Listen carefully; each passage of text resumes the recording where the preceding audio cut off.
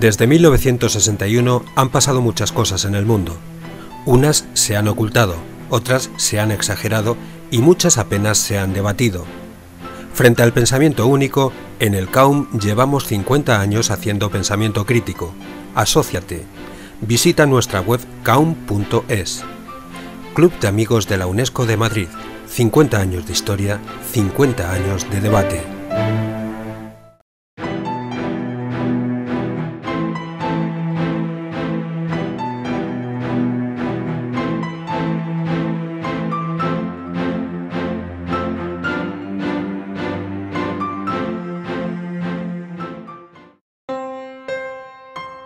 ¿Será niño o niña? No importa, lo importante es que esté sano. Tu salud es lo que más importa. Nuestra sanidad pública es una de las más eficientes. Con menos dinero obtenemos mejores resultados. El sistema sanitario público aseguraba la equidad, universalidad y máxima calidad. Con las últimas reformas, estos valores peligran. El Plan de Sostenibilidad de la Sanidad Pública madrileña incluye la privatización de la gestión de 6 hospitales y más de 27 centros de salud con dinero público. ¿Ahorraríamos dinero con la gestión privada de la sanidad pública? No. Hay evidencia y experiencia internacional y nacional de todo lo contrario. Si la gestión privada pretende garantizar la misma asistencia, ¿de dónde sale el beneficio? Privatizar hospitales es muy caro. Si la Consejería decidiera privatizar esos 6 hospitales de gestión mixta, a cada habitante le costarían 100 euros más cada año. Es decir, regalaríamos a las empresas privadas 118 millones de euros anualmente. ¿La privatización de la gestión nos asegura la misma calidad de asistencia? No, de ningún modo. La sanidad pública es garante de calidad. Lo que sí sabemos es que garantiza una proporción de personal sanitario por cama adecuado a la complejidad del paciente. Los especialistas están suficientemente cualificados. Se garantiza su formación continuada, el mantenimiento de los recursos sanitarios, la investigación y la docencia. ¿Se pueden comparar los gastos de hospitales de 300 camas con los hospitales de más de 800 camas? No. Los grandes hospitales atienden a pacientes más graves, más complejos, en los que se utilizan técnicas diagnósticas y tratamientos lógicamente más caros. No se pueden equiparar costes de hospitales no comparables.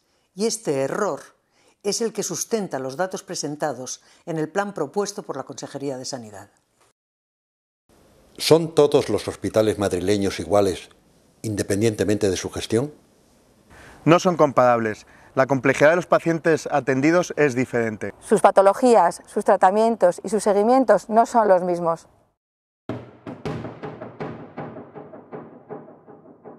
El SIDA es un ejemplo de una respuesta eficiente y coordinada del Sistema Nacional de Salud y del Servicio Madrileño de Salud en concreto, una respuesta de éxito y de calidad, que incluye la prevención, el tratamiento y el seguimiento de pacientes muy complejos. Un cambio de sistema sin las debidas garantías y sin evidencia científica suficiente puede comprometer no solo el SIDA como enfermedad, sino otros problemas muy complejos en el ámbito sanitario. Nuestra calidad asistencial peligra también porque las reglas del juego son distintas. A la gestión privada se le garantiza por contrato un presupuesto creciente, lo que obliga a disminuir el destinado a la gestión pública con mayor complejidad asistencial. ¿Peligra la calidad de mi asistencia? Sí. Vamos a perder profesionales imprescindibles. Soy facultativo especialista en microbiología clínica. Soy neurocirujano del Hospital 12 de Octubre, del equipo de radiocirugía. Somos cirujanos del equipo de trasplante hepático. Me dedico al diagnóstico molecular de enfermedades infecciosas. Llevo 3 años como eventual. Llevamos 8 años de contratos eventuales. Gracias a un donante de hígado tengo la oportunidad de estar hablando aquí en este momento. La donación de órganos es el mayor exponente de la solidaridad humana. España es el país líder mundial en número de donantes por habitante. Esto es posible gracias a la confianza en la sanidad pública, sin ningún ánimo de lucro. Por favor, que no nos la cambien. Los centros de atención primaria son la base del sistema sanitario. Realizan el seguimiento de todos los pacientes, sustentan la educación sanitaria y son la llave de entrada a los hospitales y resto de especialistas médicos. ¿Qué va a suponer la privatización de los centros de salud? La Consejería de Sanidad de Madrid va a privatizar 27 centros de salud, un 10% de todos los que hay, que son muchos. La gestión pasará a profesionales sanitarios del sistema si son capaces de gestionarlos, que no sabemos las condiciones, y si no, a empresas privadas externas. En todo este proceso no ha habido diálogo y no se ha tenido en cuenta ninguna idea de ningún profesional sanitario. Hacen falta cambios, tenemos alternativas. Cuando la historia de un pueblo fluye dentro de su normalidad cotidiana, parece lícito que cada cual viva atento solo a su oficio y entregado a su vocación. Pero cuando llegan tiempos de crisis profunda, en que rota o caduca toda normalidad, van a decidirse los nuevos destinos nacionales. Es obligatorio para todos salir de su profesión y ponerse sin reservas al servicio de la necesidad pública.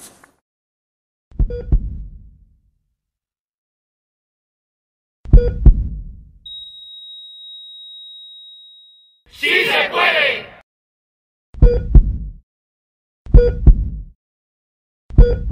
Buenas tardes y gracias al CAUM por la invitación y a vosotras y vosotros por estar aquí.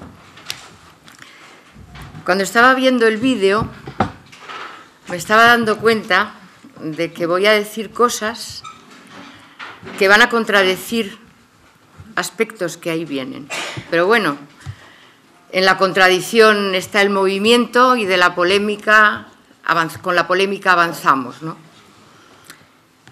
Porque en sanidad, como en tantos aspectos de la vida, pero ya que estamos en sanidad, es importantísimo hacer un buen diagnóstico, en este caso, del enemigo que tenemos enfrente, para saber qué es lo que nos puede venir y actuar en consecuencia.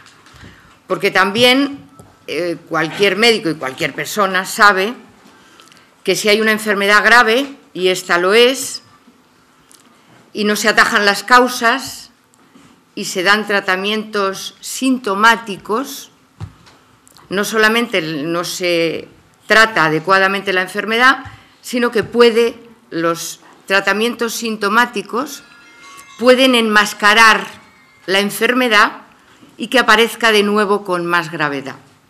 Bueno, con esta introducción yo quiero plantear algunas preguntas que no se están haciendo en este proceso de lucha contra la privatización de la sanidad y que nos están haciendo por muchos de los colectivos que están trabajando, movilizándose. La primera pregunta es, ¿esto viene de ahora? ¿Esto es el resultado de unas políticas de una derecha cavernícola y absolutamente vendida a los intereses del capital como es el PP? ¿O hay más actores y actrices por medio? Claro, por eso yo voy a hacer unas cuantas pinceladas de marco, porque me parece imprescindible. Y que tienen que ver, porque la sanidad es un aspecto del funcionamiento social que vale mucho dinero.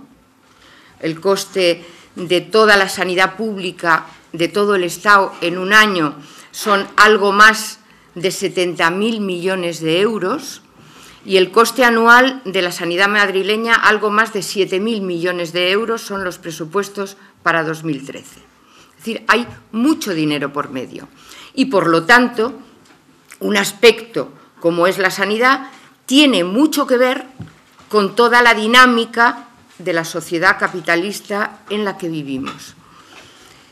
La tercera pregunta que yo quiero hacer y que está encadenada con las otras dos es: ¿la crisis es de ahora?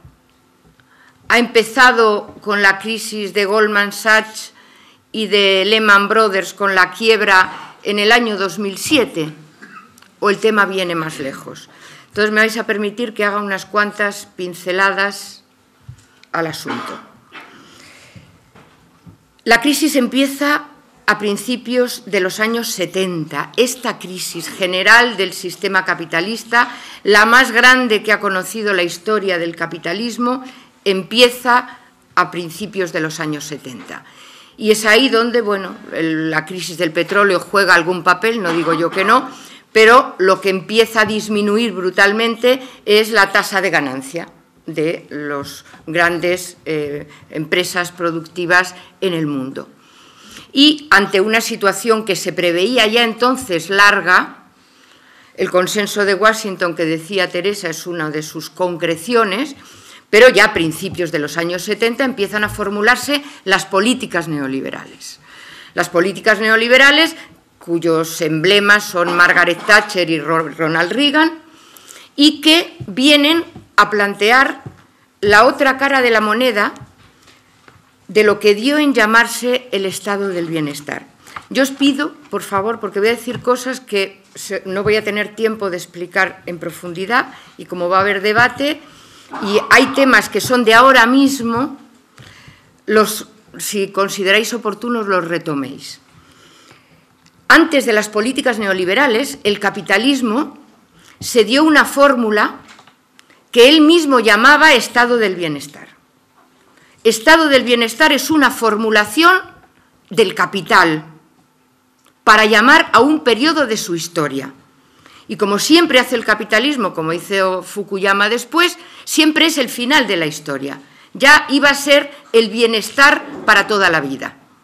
Lo digo porque hay una cumbre social en la que están comisiones, UGT, Izquierda Unida, el PSOE, etcétera, y otras muchas asociaciones que reivindican la vuelta al estado del bienestar, como si volviéramos a ser jóvenes, como si la vida fuera para atrás, la manivela de la historia fuera para atrás en algún momento.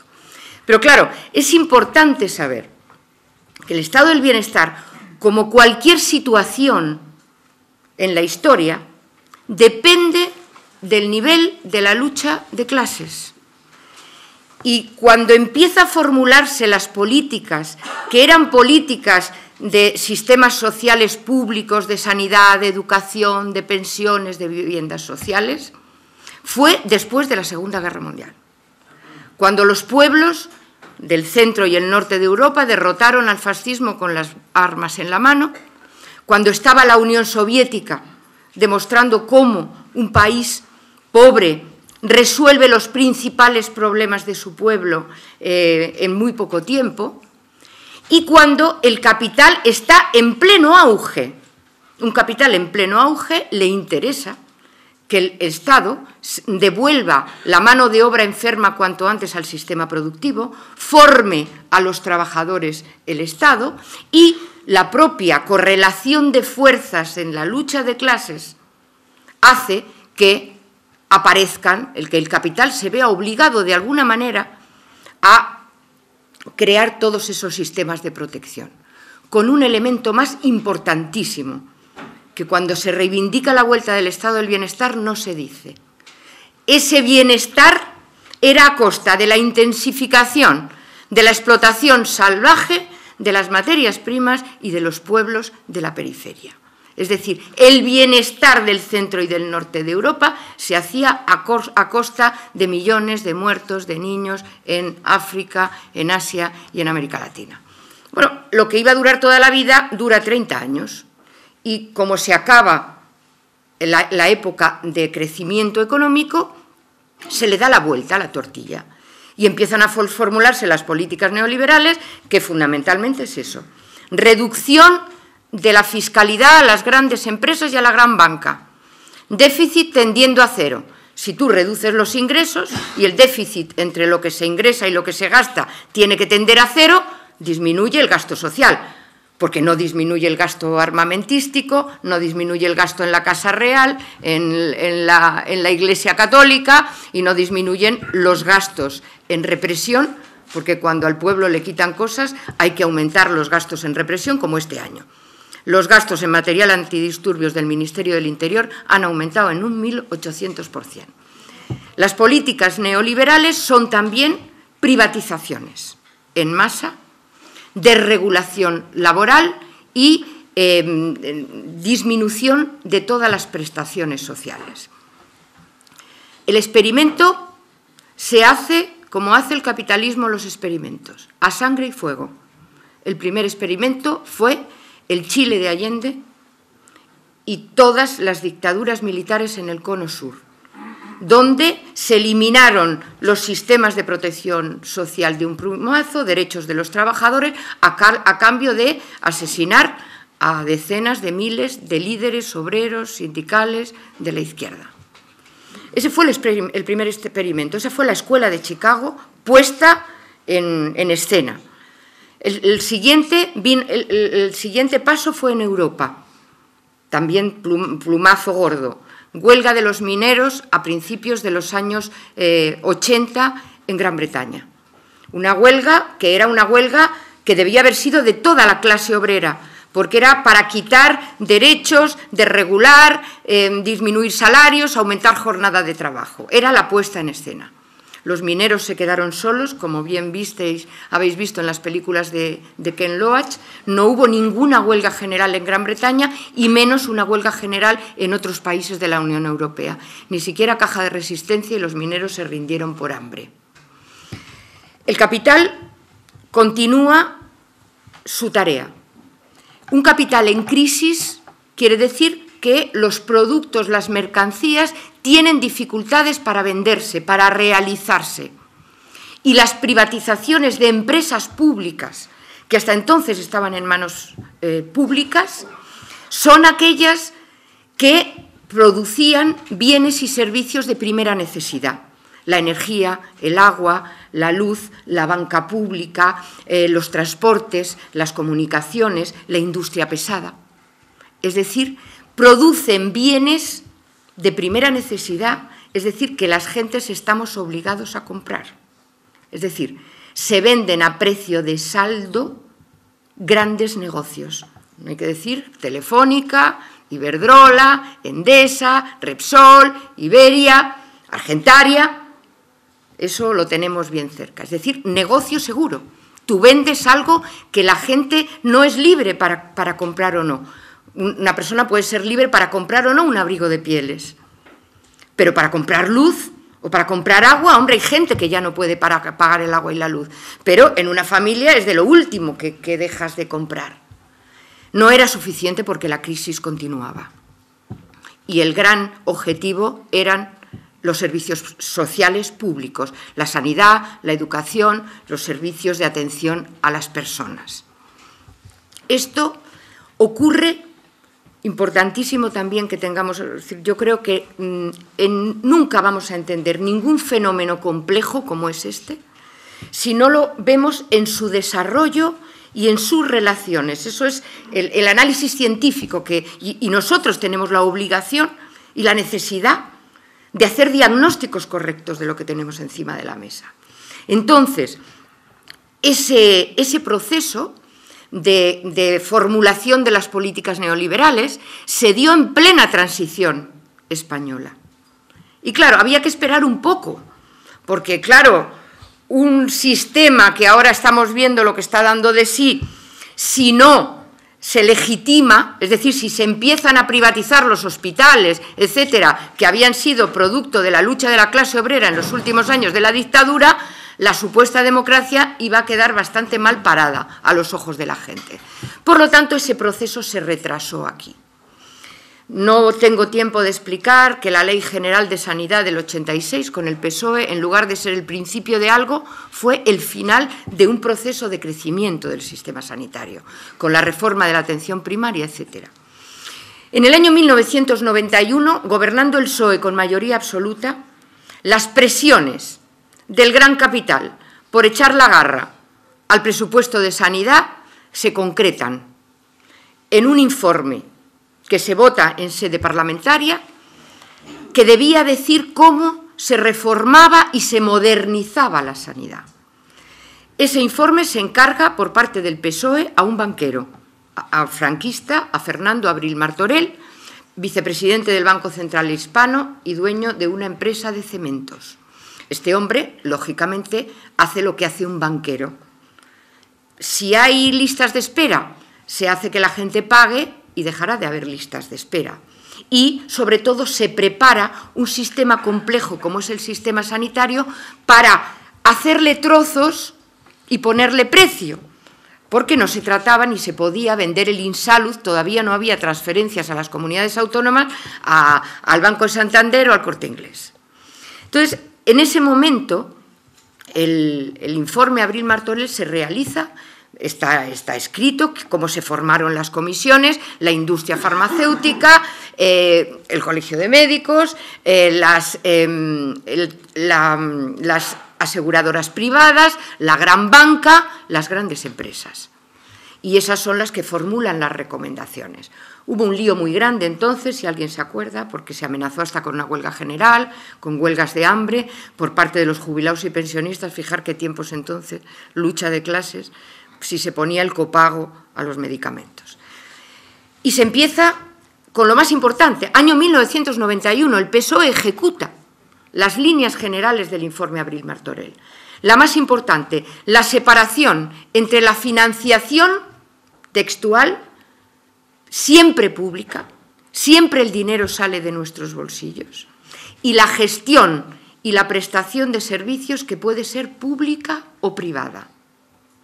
Y se empieza el proceso de privatización a trozos. Cuando se dice que se ha empezado a privatizar, en el año 1991 se empieza la privatización de las cocinas, de las lavanderías, de los servicios de limpieza, de las ambulancias, y así sucesivamente. Todo lo que es la alta tecnología en medios diagnósticos, en radiodiagnóstico, etcétera, etcétera. Es decir, se empieza a variar el saldo en parte pública y parte privada. Quiero hacer un inciso. Diría la gente, incluso ahora hay quien dice, los servicios no sanitarios se pueden privatizar porque no son importantes. En un desprecio de clase hacia el trabajo de cocineras, lavanderas, limpiadoras. Y quiero detenerme en el caso de los servicios de limpieza, que son absolutamente claves en un hospital. La privatización de un servicio de limpiezas es deshacerse de trabajadoras con un contrato estable y trabajadoras públicas y dárselo a un negrero que presta supuestamente el mismo servicio con la mitad del personal, con salarios de miseria, con jornadas de trabajo altísimas y quedándose con los beneficios. Claro, eso es el desprecio porque para limpiar un quirófano, para limpiar a una unidad de vigilancia intensiva hay que saber. Y el saber de esas mujeres, porque son la inmensa mayoría mujeres, es importantísimo para la comisión de infecciones hospitalarias de los hospitales, que saben perfectamente, y nadie ha dicho nada hasta ahora, que la privatización de los servicios de limpieza, que ha supuesto la disminución al 50% de las plantillas, está directamente relacionada con el hecho de que la primera causa de muerte en los hospitales es por infecciones hospitalarias. Y que en países como en Gales o en Escocia, las movilizaciones de la gente o en Irlanda del Norte son exigiendo la vuelta a manos públicas de los servicios de limpieza por la trascendencia directa sobre la muerte de la gente. Como ya veo que me está preparando Teresa el papel para decirme que me queda poco, quiero decir que esto que empieza a prepararse, empieza un proceso que no me da tiempo a explicar, poniéndole coste a una intervención, por ejemplo, a una prótesis. Se calcula cuánto cuesta, coste por proceso. Y claro, cuando tú dices, poner una prótesis, me invento la cifra, vale 6.000 euros. Pues ¿qué más da? Que me la hagan en La Paz, que me la hagan en la clínica de Santa Rita. Se le pone precio al asunto. Claro, es el asunto de la privatización que enmascara toda una perversión que hay en todo lo privado en relación con la sanidad. Y es que, por ejemplo, en salud pública hay procesos quirúrgicos de dudosa indicación.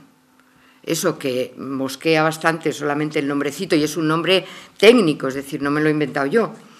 Quiere decir que en determinadas situaciones y cuando hay el beneficio por medio, se indican, como se ha demostrado en tesis doctorales, hasta 4 veces más intervenciones de dudosa indicación en hospitales de gestión privada que en hospitales de gestión pública. Y se ha demostrado que cuando se analiza la pieza extraída, la anatomía patológica, la pieza extraída era completamente rentable. Pero eso, que a lo mejor os puede sonar raro, y si queréis luego os lo repito más despacito, lo sabéis vosotros porque aparece en los medios de comunicación con frecuencia.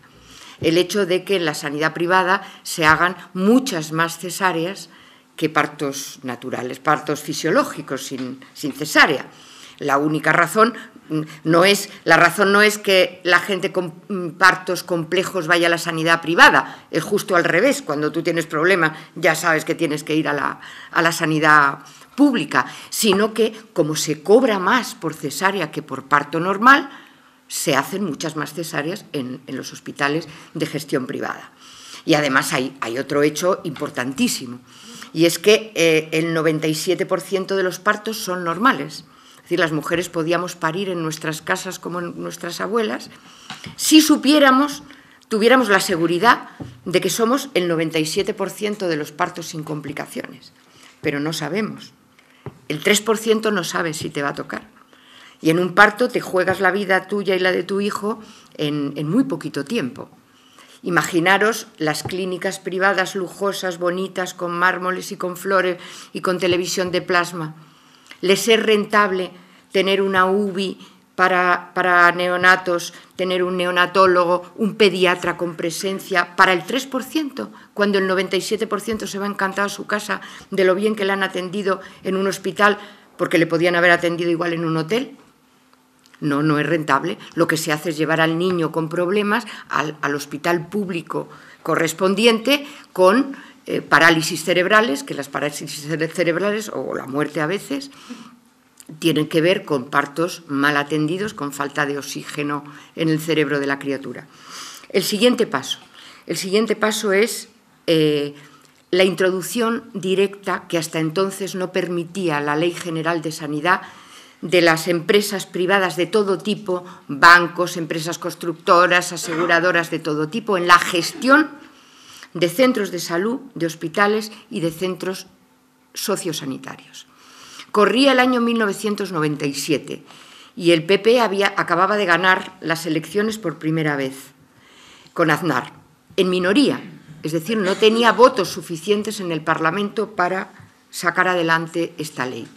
¿Qué dice eso? Artículo único.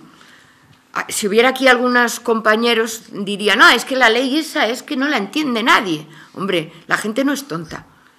Pone una cosa que a lo mejor es difícil de entender, que todo centro sanitario, hospital, etcétera, podrá ser gestionado mediante cualquier figura jurídica existente en derecho. Eso a lo mejor no lo entiende todo el mundo, pero si tú le dices que eso es la empresa privada, lo entiende perfectamente. Y efectivamente, como de lo que se trata, y es lo que pretendo llevar a vuestro ánimo, es que este proceso no es de un partido político, es un programa del capital que ejecutan gobiernos políticos de todo color. Esta ley la vota el PP, el PSOE y todas las derechas nacionalistas. Solamente Izquierda Unida y el Bloque Nacionalista Gallego votamos en contra, porque entonces estaba yo en el Parlamento.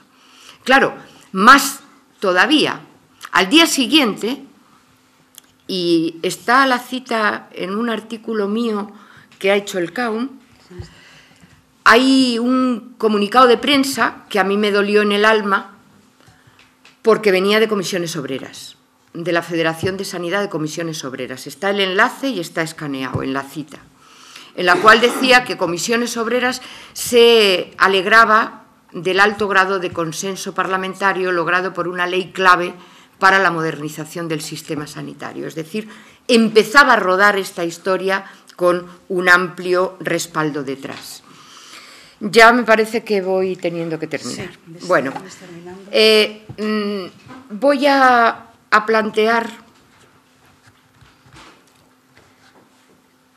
en primer lugar, que este proceso último, que como veis, el comienzo empieza mucho antes, incluso antes de cuando la Ley General de Sanidad, porque como no me va a dar tiempo a decir nada de eso, lo quiero señalar por si alguien lo quiere retomar. Los programas electorales del PC y del PSOE en los últimos años de la dictadura, yo los tengo y es una curiosidad ver que ambos planteaban, ambos, el PSOE incluido, la nacionalización de la industria farmacéutica, planteando con muy buen criterio que no se podía hablar de sanidad pública sin que algo tan importante como por lo menos la parte esencial de la fabricación de los medicamentos más importantes estuviera en manos públicas. Bueno, no solamente eso desapareció de la Ley General de Sanidad, ni siquiera también se quitó el artículo que ponía que el medicamento estaría sujeto a planificación por parte del Ministerio de Sanidad, también se quitó, y el primer ministro de Sanidad del PSOE, que iba a ser Ciriaco de Vicente, una persona de izquierdas, Felipe González, escuchó a la industria farmacéutica que le dijo que ese no era de fiar y puso a Ernst Lluch, que fue el primer ministro de Sanidad, que ese sí que era de fiar por parte de la industria farmacéutica.